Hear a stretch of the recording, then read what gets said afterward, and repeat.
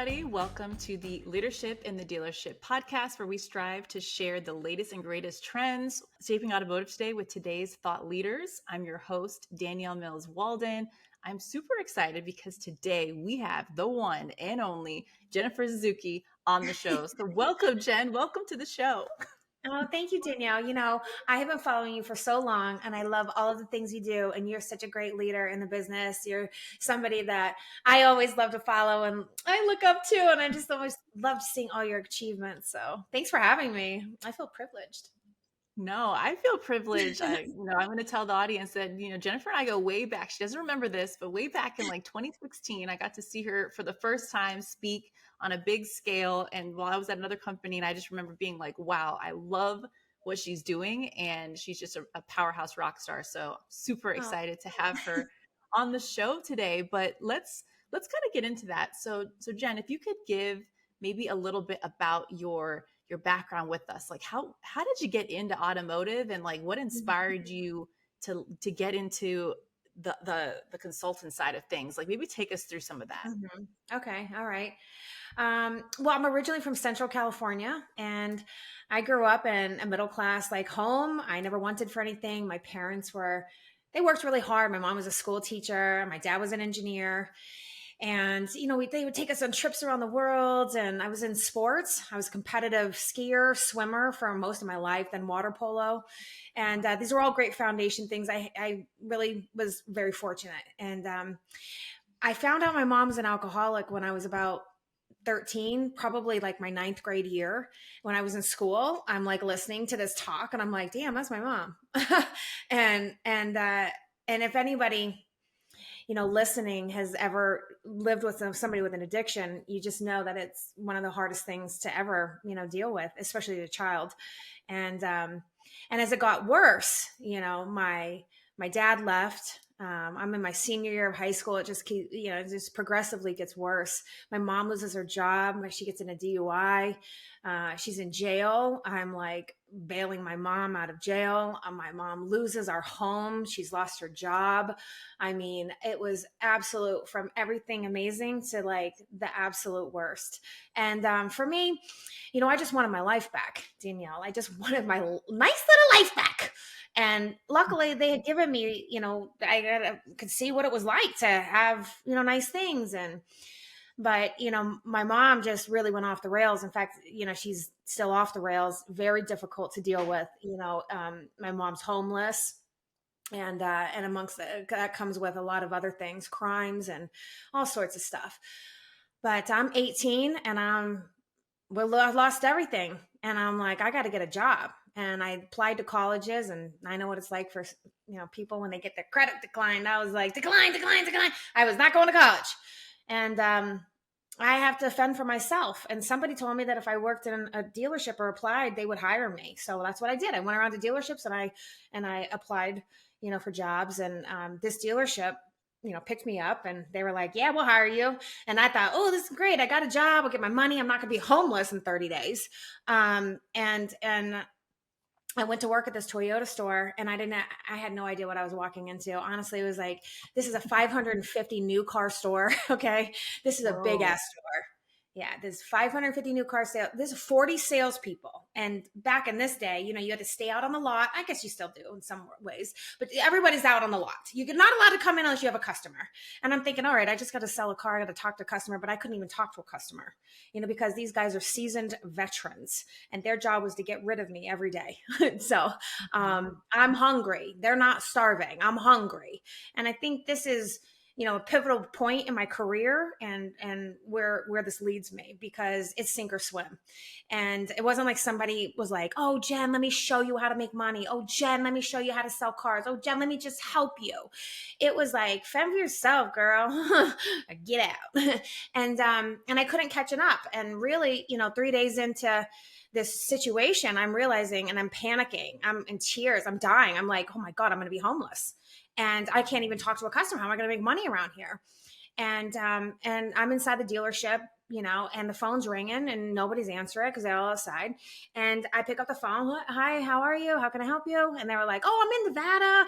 Look at this 4Runner. It's a 4-wheel drive. You guys have it. It's a special car. And I'm like, excuse me, is this a lead? Like, is this like an opportunity? And, for anybody listening, I've had a lifelong obsession with selling off phones, internet leads, remote situations, because that was the only opportunity I had to make money. And I built my career off the phones. So for me, it's not a game. It's a skill that can literally dig you out of the ditch, and you can squash, your competition, which is not only just dealers, but the people that you're up against at the store. And I worked my way up through the dealerships, through just about every rank, and until I decided I want to share this with as many people as I can and not be confined. Oh my gosh, that is powerful because you got all these guys outside, getting Hmm. tan, waiting for a Yeah. customer, and they don't understand the gem that is inside, which is the phone. And you basically got in there and was like, oh, I'm about to take advantage of all these opportunities and you just learn from there. But okay, so what have you learned since, creating eDealer solutions? Like it's evolved so much, I'm sure, over the past, I think it's Yeah. been 21 years you've Yeah. had this company. That's incredible Yeah. for one. But what have you seen as like the evolution of what you've been, doing with eDealer solutions? Kind of talk to us about that. You always have to be evolving. You have to stay relevant. And it's like a daily thing on my mind. It's a part of who I am at this point because, when I first started this company, my sales career started off the phones, and I used to do remote deliveries all the time. That was before it was even ever a thing. I mean, this was, nobody was doing remote. I just wanted to get out of the dealership and get away from the chaos and all the noise. And then it became internet leads. And when I started this company, it was the first internet sales training company in automotive, and I pioneered that. And it was everything I had known, but it was strictly internet leads. Well, things evolve, right? Times, change. Soon we have BDC departments, and then it becomes like BDC training for internet. Then BDC is taking incoming calls. So then it became incoming sales calls, and then the salespeople are taking it. So then we became an incoming sales call company. And then, even now it's like, outbound prospecting, anything that has to do with outbound, then service to sales. And then, it's lease maturity. It's everything that it's all encompassing. Now we cover everything. And then it's like, we got to get into service. When it came COVID time, I took a major turn and I said, look, the service business is something I've always stayed away from. I'm scared of it, even though I actually, I've had a job in the service department at one time. And I just started working back there and started working the customers, and there's a lot of phone opportunities there as well. So for me, it's, you have to stay relevant and you have to stay on top of the time. So you're constantly evolving, not only as a person, but in what you can bring to the table that people need and want. And if you're not sharpening the knife and constantly building that skill set, then you're only going to do one thing. You'd be great at one Mhm. thing, but you could probably be great at a few things if they're in the wheelhouse. That's a great point. And I love that you kind of evolved it from all the different areas of the dealership and then into service. But I'm curious for your perspective, Mhm. knowing that, you travel over the country, work with dealers everywhere. There's so many different Yeah. dynamics at dealerships. Like Mhm. some dealerships, they embrace the BDC, they want that to be that first point of contact for customers. Mhm. Other stores, they want their salespeople to answer Mhm. leads and then do cradle to grave. Like in your Mhm. experience, have you Mhm. seen what have you seen to work better? And like, how do you help a store that only thinks that like one way is the only way? I'm sure you've had to change people's mindset a lot when it comes to that.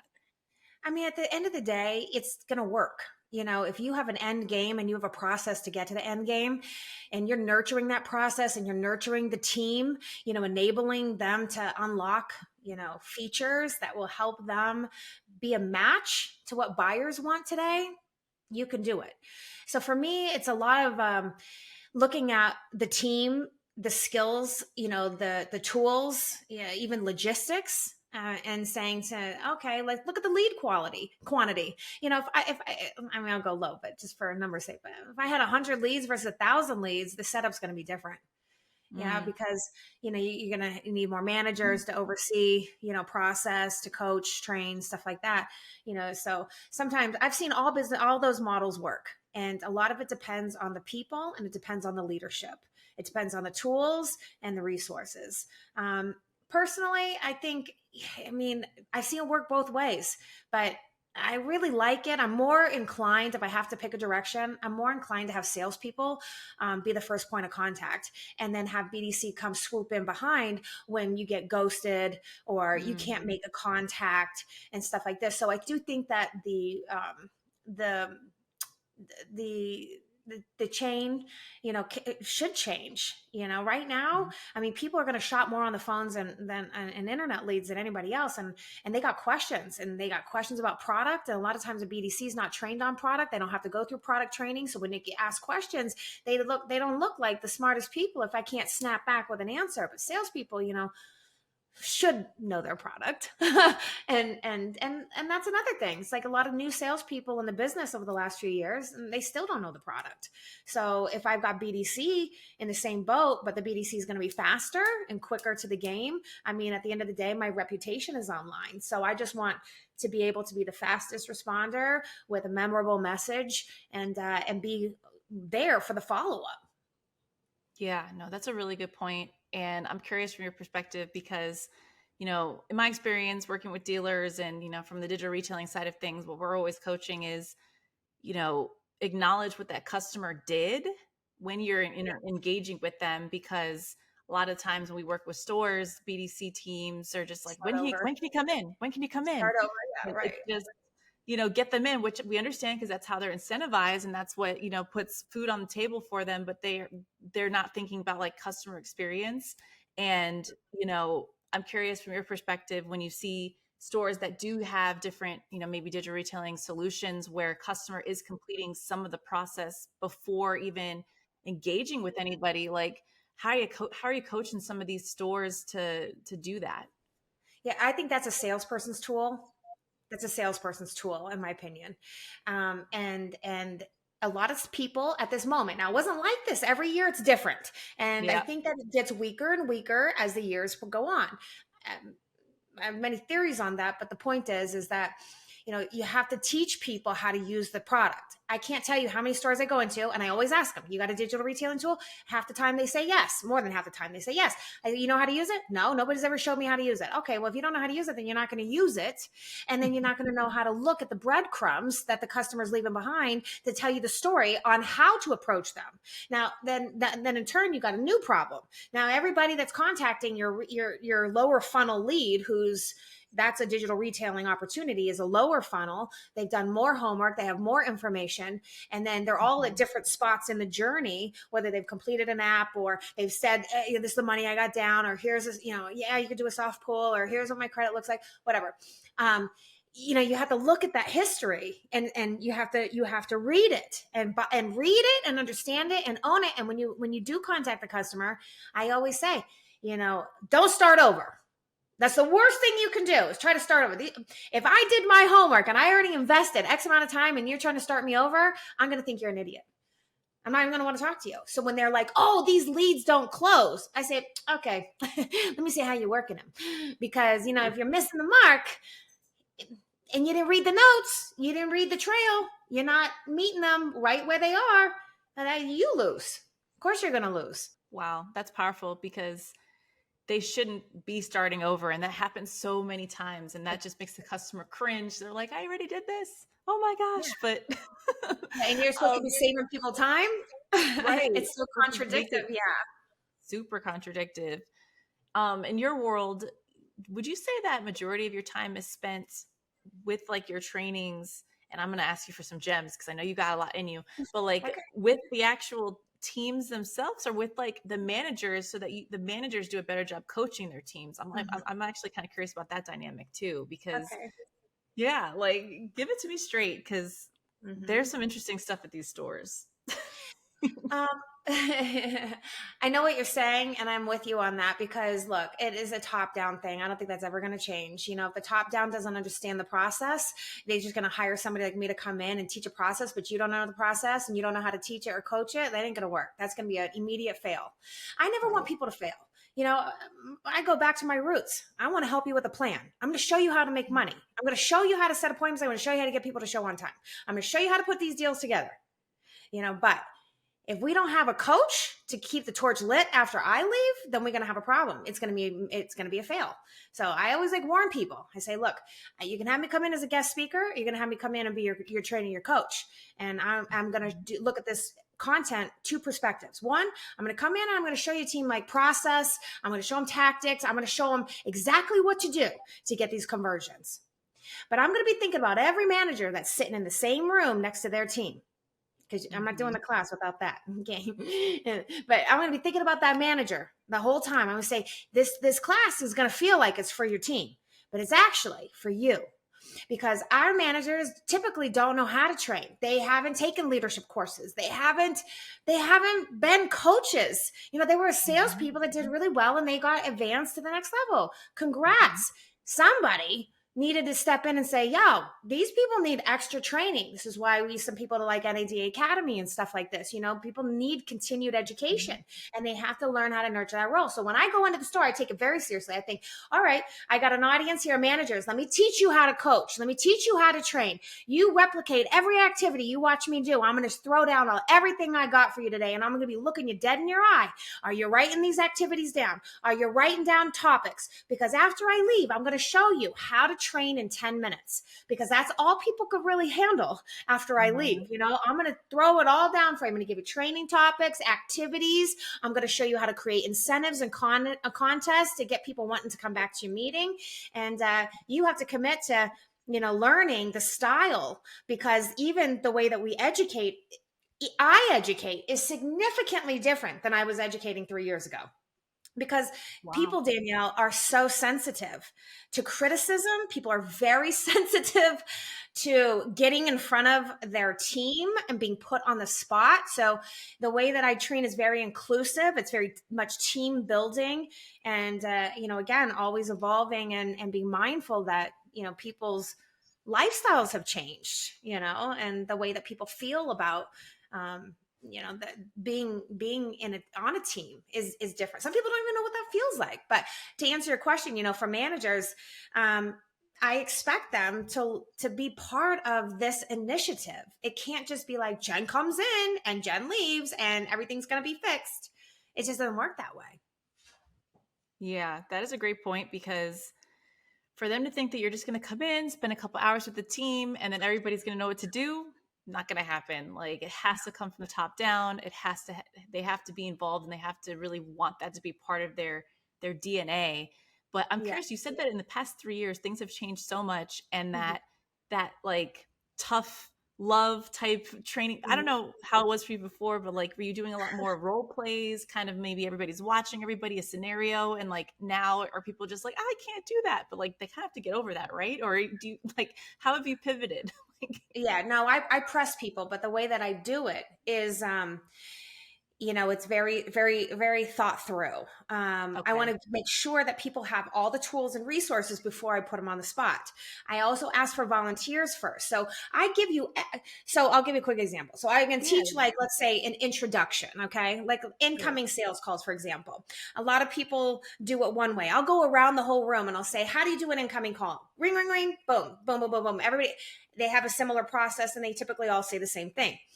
And I say, all right, it gives people a chance to warm up, to be on the spot, but there's no wrong answer here. And a lot of times I say this, I say, look, there's no wrong answer here. There's a lot of ways to get to the same end game. There's many people that are going to have many different theories. You have to find something that works for you today. And I'm going to throw out a ton of stuff and you're going to have options. Now you got to pick something, and it has to be something you're going to make your song, your lyrics, don't be trying to use mine. Cause then you're going to sound like a cheerleader, Jen, and you might not be a cheerleader and then be weird. Cause then people are like, you Robo. And they can sniff you out and they'll be like, ooh, no. And so anyway, so I start it like this. And then I pose a question, when you say, how can I help you? What do customers say? Go around the room. They say, oh, hey, I'm on your website. I'm looking at this car. Oh, I want to get a price. Oh, hey, do you do trade appraisal sight unseen? Whatever. They come up. Hey, what about this car, this product? And I say, all right, so they want price and availability. That's the bottom line. Yeah, everybody agrees. Okay, I say, but you set it up. So you want to talk about price and availability out of the gate? When you say, how can I help you? You let them hijack your entire call. So let me just tell you what I do. I change the question. I say, and who Mm. am I speaking with? And they say, it's Danielle. I say, hey, Danielle, it's so nice to meet you. I'm glad you called today. I'm here to help. I'm Jen. I'm going to be taking care of you today. And I want everything to go nice and smooth for you. So I'm guessing you're online. You're probably researching some cars, because if I press for cars, then I can get more than one vehicle option. It's harder for them to nail down and say, I want price quote on 5 cars. So if I switch up the strategy, right, then they start Mhm. to get to thinking. I say, all right, well, let's try it out. Let's see if it's hard, and go around there, blah, blah, blah. Just do one thing, one little thing, just change a question. And Yeah. once they get that down and they can see like other people are struggling with it and we have some fun with it and I throw some prizes at them. Okay, then we're getting warmed up. Now I'm going to do some like group activities. I'm going to group people together, and throughout the day, I'm going to change these groups. And they're going to do some works on some flip charts together. They're going to do breakouts, and they're going to build a call plan together. So I'm always looking for a manager in each one of these groups to lead the conversation and make sure everybody's talking. And then it gives everybody an opportunity to elect somebody to be their speaker, and then one person goes. So it's a buildup of then including everybody. And then by second day, I'm like, all right, everybody, you're coming back here and you're going to stand up here and we're going to run through these plays. I'm not a ball buster and I'm not a meanie. So for me, it's to boost people up. That's my job. Coach people up, so I'm not going to be like, that was shit. I'm not doing that. Here. I want to, let me put this into perspective. You got this choice and this choice. What outcome do you want? Okay, let's try this. And it is a bit of a press, but at the same time, you're never going to get anywhere unless you press. And the reps that you're getting. And the managers need to see you have to see if it's getting through. Did you learn the message? Because if you don't apply what they just learned, they don't understand. You don't know if they understood or not.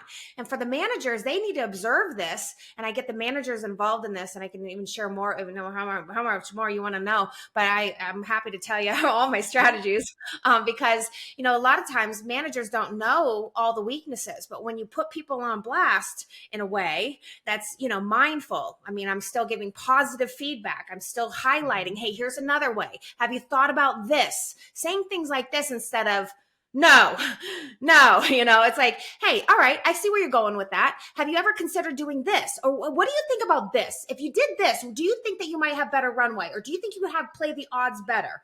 Okay, so that's an option for you as well. So I talk a lot like this. It's very inclusive. Mhm. And again, I want the managers to see who's your weak link, because that's who you're going to nurture when you walk out of here and know that you need to spend some more time with certain people. So you got to report card them while we're here together.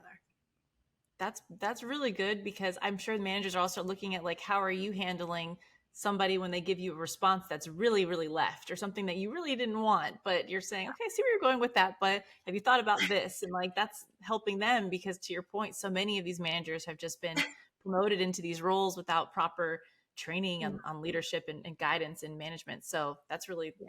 those are some great gems. Thank you for giving us that. It sounds So it many good sounds things. easy, but it's about retraining your brain to think about how you can be inclusive, and remember, you want people to come back.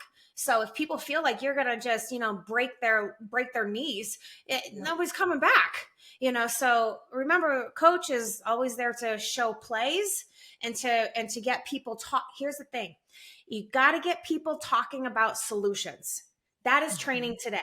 So I used to be like, step one, do this. Step two. I'm like, all right, look, let's talk about the situation. Let's talk about the angles. I call them cards. Let's talk about the cards to put in the deck.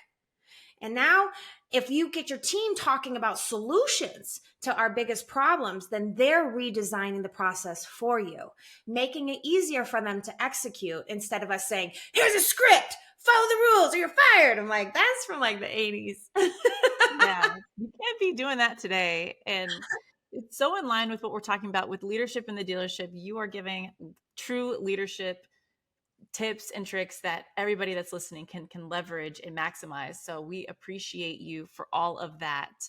I want to kind of switch gears here, because I respect you so much as a thought leader in this space. And there's been so many like changes that have happened over the past, let's just say even from COVID to now, Yeah. and I'm curious from your perspective, what are you seeing as far as like trends in the dealerships that you're going into when it comes to digital sales and the customer experience, like those two things specifically? Like, what have you been noticing as you're traveling and going into stores now that we're in a post-COVID era, but like with digital trends and everything else?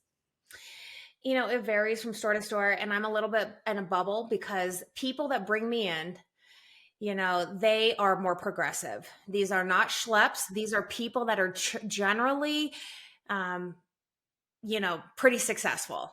They're trying to they believe in training. They believe in nurturing their people. They believe in next level success. They're trying to knock records down. They are looking for an angle. So I'm in a little bit of a bubble with that. So I tend to work with more progressive stores that are willing to try new things. And so I do see, the clients I work with, they, a lot, I mean, this sounds crazy, but they literally will buy anything that makes sense just to give it a try. Because, and I constantly say this, as leaders, we can't be doing the same old stuff all the time. The most important thing that you embrace is change and really own it and look for stuff. I mean, you are fighting to find the next tech that's available, that's cutting edge, that is going to do what you need to do to solve the problem. But if you're not out there knocking on doors and you're just going to wait for vendors to come to you, I think you're missing the boat, because nobody likes to take vendor calls. So you're going to miss a lot of opportunities if you're not looking for something that's going to help you become more efficient. You have to challenge the old ways of thinking, to challenge the legacy, managers and leadership. I don't want to get stuck in my old ways, doing the same old stuff and it's 3 months later. That's a problem. And so when you're challenging your team to talk about their biggest problems, this is when we start to look for the latest tech to get to, put in there, whether it's technology or it's digital advertising, or it's anything that has to do with efficiency. Ask your team. They know the problems. If I'm asking my team to be a part of problem solving, now I know what to go out there and look for. If there's certain people in the industry that'll cross your path, you're one of them. I see you, I'm going to be like, girl, what's good? What is working? What have you seen? You are constantly asking your network, what is working? What is good? And you don't know. And even if some people fail on the products, you have to dig harder. What's your process for that? How do you hold them accountable to that? Because sometimes people buy the tool and it's crap. Yeah. Okay. But did you have a process behind it? And so there's a lot to that, but I hope I'm answering your question. I feel like you have to rattle the norm at all times, and nothing is ever supposed to be the same for too long. And if the product that you're using is not advancing and growing, and they're not adding more features, then it's time to look at. I'll give you a quick example, and this is probably not a good idea, but with CRMs are very old and outdated, and I use them every day. And I can't understand why there's no calendar invite. I mean, why are we not? We know calendar invites are like a part of our daily business world. I don't understand. Why are we not doing calendar invites? That's crazy to me. But then I've got Salesforce, who crushes CRMs outside of automotive. Now they're entering the space, and I'm actually perked up. I can't wait to see what they got, because I'm sure they have calendar invites. Do you know what I mean? Yes, that's like low-hanging fruit. It's like some of the things you just think like this should just have, and so many, like you said, antiquated CRMs, they just don't have that. And it's like, why? Why? But I'm glad Well, that they're getting we saw Drive Centric come in, and Drive Centric's got a lot of modern features, so we're starting to see newer entrants. But even the people that exist that I've been using for years, I say, why is there no new features? Yeah, it's almost like they don't have that pressure of evolution. I mean, but they need to, Right. because if not, they're going to get left behind, and that's not a good thing. But Yeah. I'm super glad that you shared that, because I'm in agreement with you when it comes to those things.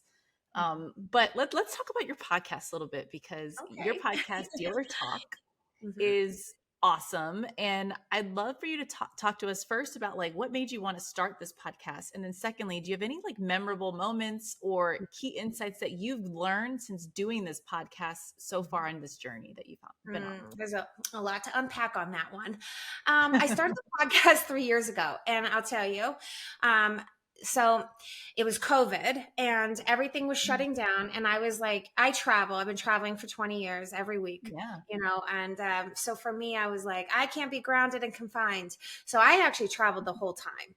But what I did Oh, is I took on new projects. So I called people like you, And I called people that were in the digital retailing space because it was an untapped area. Remember, like people had the tools, but they weren't using them and they Right. didn't have a Or need. Suddenly they got a need. And I'm like, all right, well, who gets this? So I called up like every company and I said, who's your best store? Meet me out there. Show me how to use it. Show me how to sell. Let me sell cars this way. So I spent my time on this journey of learning everybody's digital retailing tool, going out to the dealerships, working the customers, and I started reporting on it. So my idea, and I videoed everything. So my idea was that mm, I was going to release these videos and share what I had learned about, for people that were sleeping or that just yeah. needed process. So I was aligning everything that I've been training to go with, the digital retailing tools. So I'd, made all these sort of, episodes. And then at the last minute, I was like, no one's doing podcasting. I'm at home. Geez, let's just see what this is. So I started reworking everything that I had, filmed and started doing, episodes. So when you look at my podcast and you go to season 1, all the episodes for season 1 are all digital retailing sales process, all very relevant for today, Yeah. still. And I just wanted to report on it. And anyways, then I got excited because I started building a following. And then it evolved. It was like, okay, I'm in the dealerships, they need another tool to stay connected with me. Some of these people come up to me, they're texting me, they're Jennifer, 18 years old, selling cars. Like, I'm hungry. Like, can you give me more? Okay, let me do an episode for you. And then I would be in the stores and these people would inspire me, and they still do to this day. That's how I get my episodes, and that's why my episodes are so relevant for right now, because I see the problem right now. I write it down. I'm like, that's my episode for this week. And I record every week and I post, and I have from the beginning. Then what started happening is that it became not just a following of salespeople, it became a following of managers. Oh, I love these processes. I've never heard people say stuff like this. Okay, oh, these guys are inspired. All right. Then it became the GMs and executives. And what happened is that I've been in this business for so long that there's certain people that I've stayed connected to, people that I really respect, people that are just hitters, and they bring so much to the table. And I thought to myself, that's what I was missing here. Let me interview some of the greatest guys I know and ask them what their secret weapon is, because everyone's got a secret weapon. And so Yep. that's my mission with every interview and every episode is, what's the secret weapon that would help elevate someone, no matter what their level is in the dealership, to that next level. So you see a lot of leadership, a lot of general managers, executives, you'll see like leaders in vendor space. You'll see managers in the dealerships that I'm like, dude, these guys are money. Let me put them on my thing, And if I see a secret weapon, I want to know more about it. And so that's how that whole thing evolved, and it continues to evolve. And I'm really lucky because Lot Links sponsored me from the jump. They had never even been a sponsor of a podcast. I don't think they knew what the podcast stuff was. And they just got behind me. They liked what I was doing, and they've never left. And they have been huge supporters of helping me continue to put this content out there. Yeah. Super grateful for them. They have a great product. Yeah, I love that it's evolved so much from when you first started to having Mm-hmm. those initial like go-tos for digital retailing to Mm-hmm. just evolving to where you are today. And now I'm sure everybody's tuning in to see like what is the secret weapon that Jen's going to talk about this week, because everybody's trying to improve. Everybody's trying to improve. Everybody's trying to get better. If you're not, you're just Yeah, average, and that's not who we're talking to. We're talking to the dealers that want to take it to the next level. that's right. And with what you're They want doing, you are definitely doing that. So that makes me really, really excited. Let me ask you this, because every episode we kind of put a spotlight on a dealer who's really stood out it. by way Mm-hmm. of like either the processes that they have, the technology Mm-hmm. that they've used, or their leadership. And I'm curious because you work with so many, it may be hard for you to do this, but can you pick maybe one dealer that you've worked with recently, or somebody that's really stood out to you that you want to kind of shout out for this episode? Yeah, I deal with hundreds, if not thousands, of dealers throughout the course of a year. I see a lot of processes. I see a lot of things, and I meet a lot of outstanding leaders. It's really hard to choose someone, but I'll tell you, this guy I'm about to share. He's a friend. He's someone that I would take a bullet for. I mean, Wow. this guy is one of the strongest leaders I've ever seen in the industry. And it's because he cares so much about every single person that works for him. I never seen anybody just nurture employee growth the way that this guy does. Not only does he bust his ass every day and he pays his dues over and over and over, he doesn't need to work that hard. He literally fights the fight with his team every day. And he's not only just like fighting the fight with them, he's inspiring and coaching every single day. It's exhausting to think about. And this guy is like running on a level like 20 out of a 10 every single day.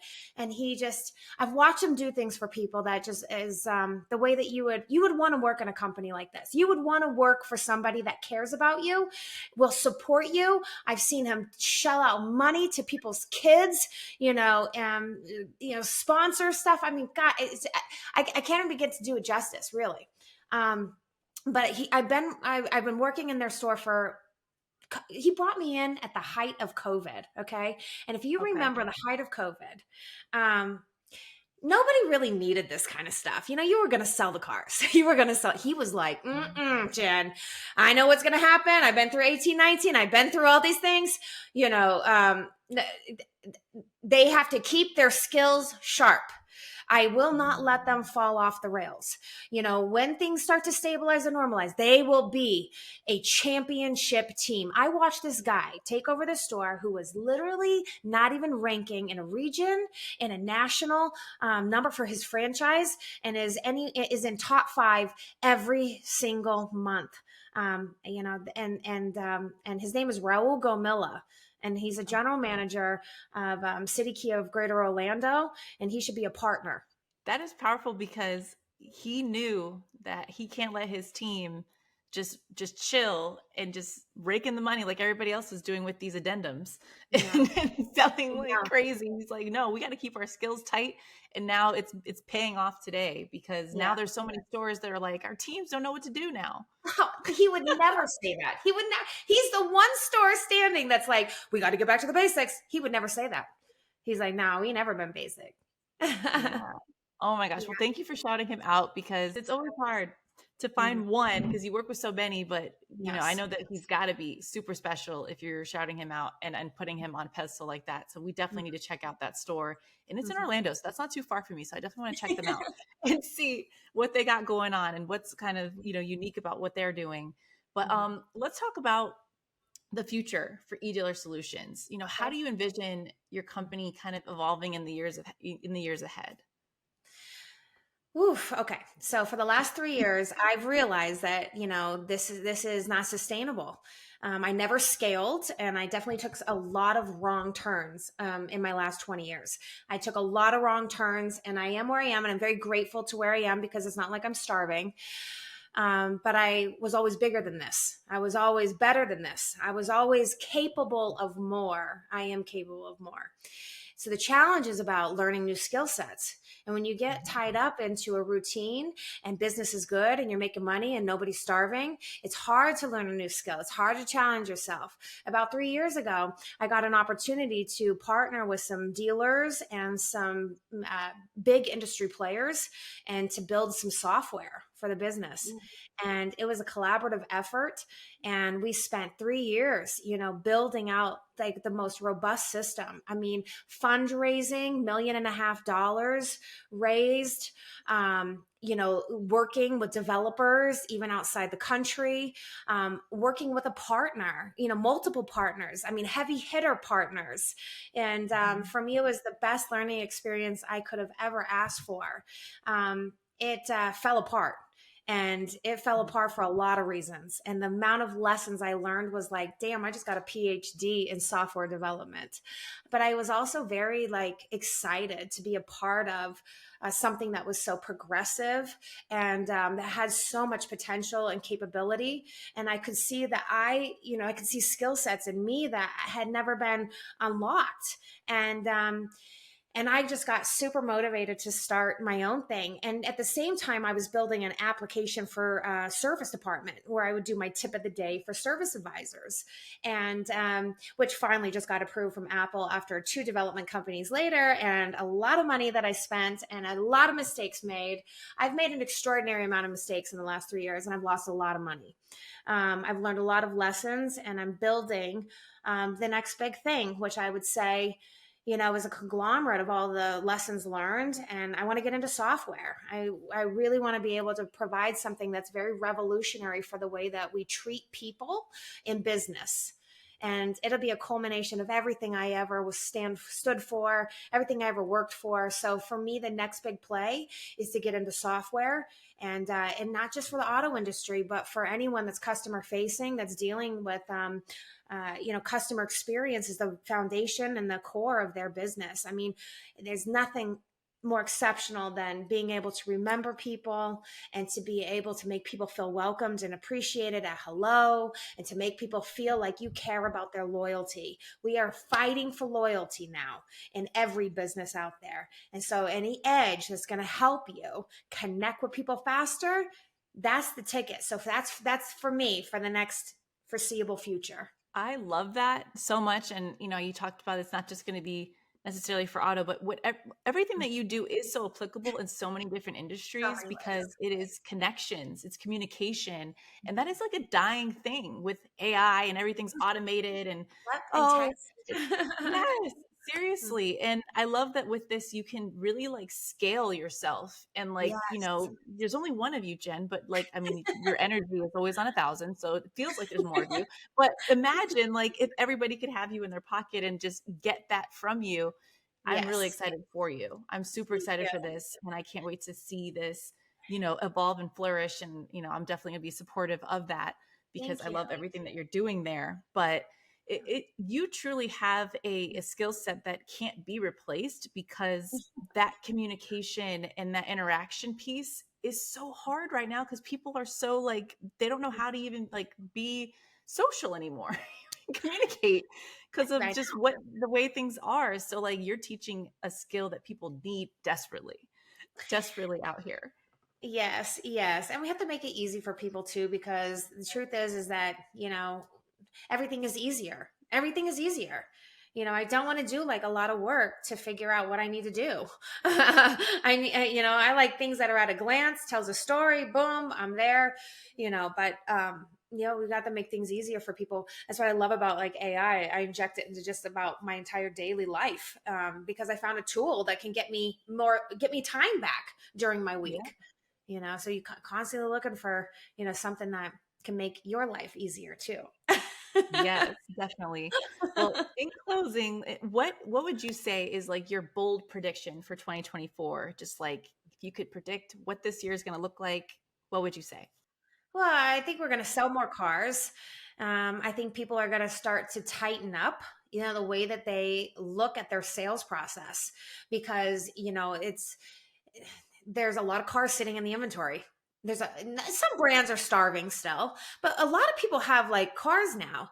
And we have a lot of negative equity from all the deals we did 3 years ago, and now it's coming back. And we still have a rate issue for people, and people's credit has been challenged more than ever. So we just have like a whole collage of back the way it used to be. And but yet we have so many new people in the dealerships that have only known COVID sales process, which I don't know if that was a process, but but only knew the good times. And I think we are at jeopardy of losing great people.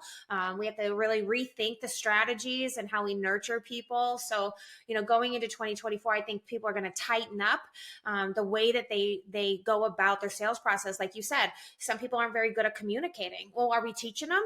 Because you can communicate through gifs and memes today. You know what I mean? Like that's relevant.